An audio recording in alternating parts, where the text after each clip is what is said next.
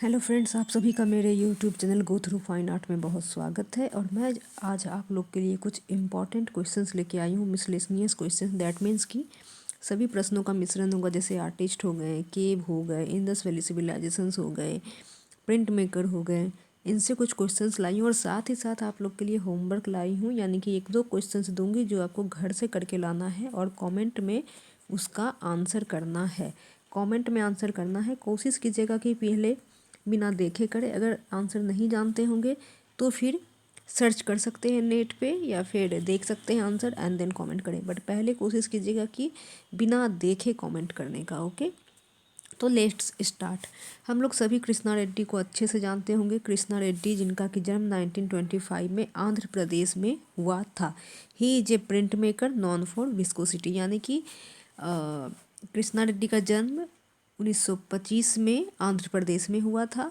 और कृष्णा रेड्डी एक print maker यानी कि छापा चित्रण है जो विस्कोसिटी के लिए जाने जाते हैं। Krishna Reddy learned viscosity process from Stanley William Hatter, यानी कि कृष्णा रेड्डी जिन्होंने विस्कोसिटी का प्रोसेस सीखे हैं वो उन्होंने स्टेनली विलियम हैटर से सीखे। और आपको बता दूं कि स्टेनली विलियम हैटर कौन थे। तो स्टेनली विलियम हैटर भी एक प्रिंट मेकर है जो कि पेरिस में रहते हैं।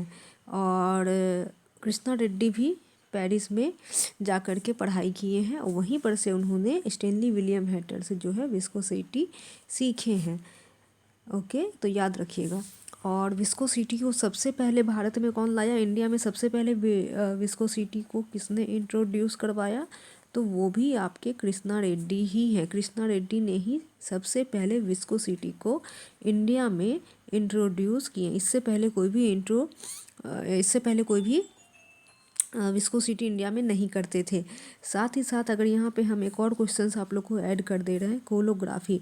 तो कोलोग्राफी को सबसे पहले किसने यूज किया, तो जगमोहन चोपड़ा। जगमोहन चोपड़ा भी प्रिंट मेकर आर्टिस्ट है जिन्होंने अपने अधिकांश वर्क कोलोग्राफी मीडियम में किए हैं। जिस तरह से कृष्णा रेड्डी ने अपने अधिकांश काम विस्कोसिटी प्रोसेस में किए हैं, उसी तरह से जगमोहन चोपड़ा अपने अधिकांश काम जो हैं आपके कोलोग्राफी प्रोसेस में किए हैं। तो याद रखिएगा, बहुत इंपॉर्टेंट फैक्ट्स आप लोग को मैं बताई हूँ। Okay, so we are moving to the next question which is Krishna Reddy important works are. तो कृष्णा रेड्डी के कुछ इम्पॉर्टेंट काम है, जैसे कि स्टोरल सिम्फनी, वर्लपुल बहुत इंपॉर्टेंट है, बार बार UGC NTA NET KVS NVS में दिया जाता है कि वर्लपुल किसका काम है, या फिर कृष्णा रेड्डी के किसी एक वर्क को पहचाने जो कि विस्कोसिटी में ही सारा काम है। साथ ही साथ जर्मिनेशन, और हम बोलते हैं लहर जिसका इंग्लिश में हो जाएगा वेव, ये भी जो है आपका कृष्णा रेड्डी का ही काम है। तो ये चारों काम रट लीजिए, हमेशा ये काम रिपीटेड्स होते हैं, खास करके वर्लपुल और जर्मिनेशन तो बहुत बार रिपीट हुआ है। नेक्स्ट आर्टिस्ट है आपके लक्ष्मा गौड़। तो लक्ष्मा गौड़ जो है इनका जन्म आपका हैदराबाद यानी आंध्र प्रदेश में हुआ था। और लक्ष्मा गौड़ रहते कहाँ हैं अभी रिसेंटली, तो लक्ष्मा गौड़ हैदराबाद में ही रह रहे हैं और वहीं पे अपनी काम कर रहे हैं। He is also a print maker. जो लक्ष्मा गौड़ हैं ये भी जो कि हैं छापा चित्रण है, और इन्होंने एचिंग में बहुत ज़्यादा काम किए हैं क्वार्टेंट में। तो देख लेते हैं इनके बारे में कुछ important facts. His famous works are man women and tree, यानी कि महिला पुरुष और पौधे, ये जो है इनके बहुत ही इंपॉर्टेंट काम है। KVS NVS DSSB TGT PGT खास करके एनटीए यूजीसी नेट में रिपीटेडली पूछा गया है। ठीक है, सारे एग्जाम में, चाहे वो केवीएस हो, एनवीएस हो, यूजीसी नेट हो, टीजीटी पीजीटी हो, एलटी ग्रेड हो, यूपी टीजीटी हो, डीएसएसबी हो, सभी में ये काम और वर्लपुल काम एक ना एक बार पूछे जा चुके हैं। नेक्स्ट है कैलाशनाथ टेम्पल कार्व्ड इन दी राष्ट्रकूटा पीरियड। तो कैलाशनाथ के टेम्पल जो है किसके अवधि में कार्व किया गया था, तो राष्ट्रकूटा के टाइम पे किए गए थे। अब हम कैलाशनाथ से कुछ इम्पॉर्टेंट फैक्ट्स देख लेंगे कि कैलाशनाथ जो है एलोरा में वो कौन से केव में है, तो वो 16 नंबर केव में है। 16 number cave has depiction of Kailashnath. Okay, तो याद रखिएगा कैलाशनाथ टेम्पल कहाँ है, तो कैलाशनाथ टेम्पल आपका एलोरा में है। और कैलाशनाथ टेम्पल कौन से केव में है, तो आपका 16 नंबर केव में आपका कैलाशनाथ 16, ओके 16 नंबर केव में। नेक्स्ट है कि एलोरा कब बनाया गया और कितने साल में बना। तो एलोरा आपका 900 ईयर्स यानी कि लगभग 900 साल में एलोरा केव जो है बनकर तैयार हुआ। एलोरा केव 900 वर्षों में बनकर तैयार हुआ। We are moving to the next question which is from Indus valley civilisation. तो है क्वेश्चन है आपका कि in Indus valley seal representing on yogic figure with a trident headgear and animals around is called Pashupati seal. यानी कि Indus valley civilisation जो है या फिर सिंधु घाटी की जो सील थे वो योगिक फिगर रिप्रेजेंट कर रहे थे। योगिक फिगर कैसा था? तो योगिक फिगर एक ट्राइडेंट हेड गियर और एनिमल के साथ दिखाया गया था जिसे हम लोग पशुपति सील कहते हैं। फिर से रिपीट कर दे रही हूँ, इंडस वैली सिविलाइजेशन में जो एक योगिक फिगर रिप्रेजेंट किया है उसे हम लोग पशुपति सील कहते हैं। और योगिक फिगर का जो पहचान करेंगे वो कैसे करेंगे? तो योगिक फिगर है shown trident headgear and animals around. आसपास में हेड गियर के आसपास, योगिक फिगर के आसपास जो है आपका एनिमल्स चारों तरफ दिखाया गया है जिसे हम पशुपति सील कहते हैं। Pashupati seal name is given by John Marshall. तो जो जॉन मार्शल है उन्होंने पशुपति सील नाम दिया है। पशुपति सील नाम किनके द्वारा दिया गया? तो जॉन मार्शल के द्वारा दिया गया। नेक्स्ट क्वेश्चन है हमारा ऑन दी नेक्स्ट क्वेश्चन नहीं, उससे रिलेटेड ये इंडस वैली सिविलाइजेशन से कि जो पशुपति सील हम देखते हैं उसमें क्या क्या दिखाया गया है या फिर योगिक फिगर जो है उसमें क्या क्या दिखाया गया। जैसा कि हमने बताया कि एनिमल्स हैं, जानवर उनके पास है, ट्राइडेंट हेड गियर है। तो कौन कौन से एनिमल दिखाए गए वो हम नेक्स्ट देख लेते हैं। ऑन दी राइट साइड यानी कि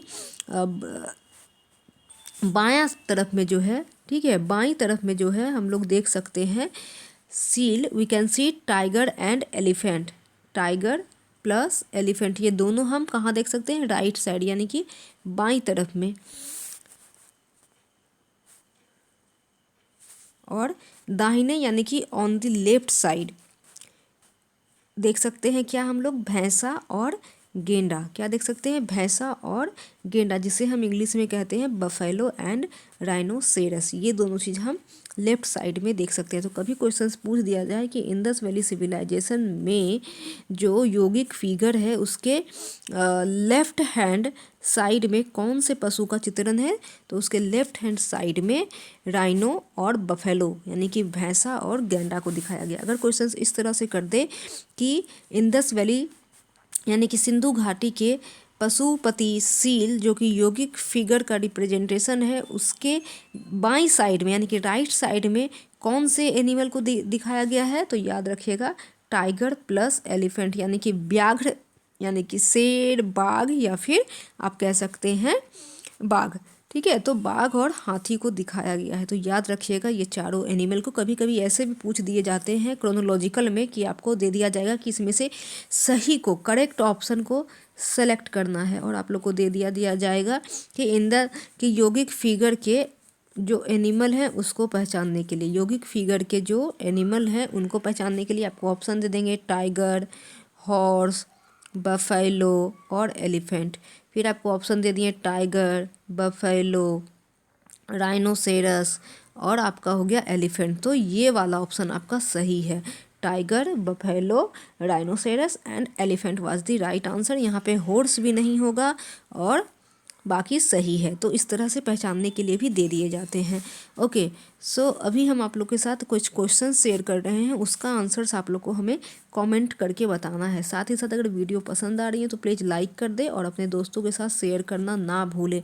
इस वीडियो में मैं चाहूँगी कम से कम 100 लाइक आ जाए, कम से कम 100 लाइक आ जाए और कम से कम 1K व्यू आप लोग एक दिन में दे दें। 1K व्यू एक दिन में, देखते हैं कितना लाइक और कितना व्यूज मिलते हैं।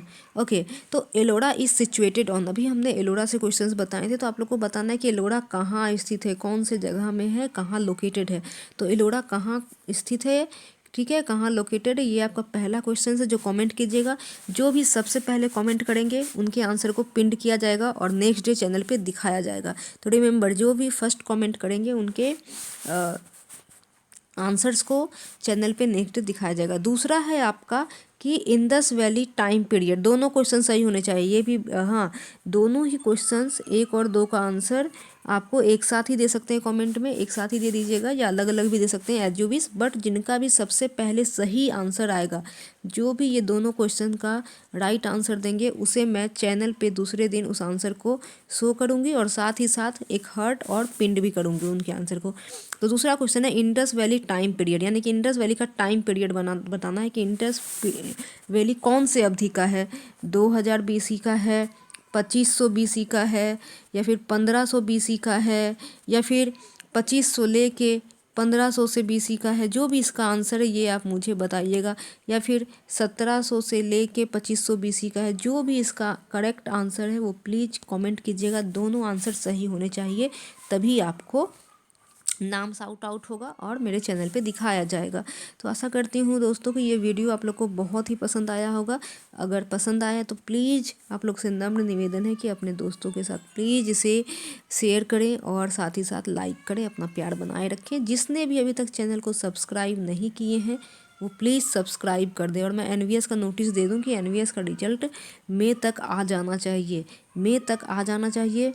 यहाँ पे कोरोना का बहुत प्रॉब्लम चल रहा है, दिल्ली हो या महाराष्ट्र हो, तो उसके वजह से अगर डिले होती है तो आई डोंट नो, बट मई तक आ जाना चाहिए। Okay friends, bye bye, take care, see you soon, have a nice day.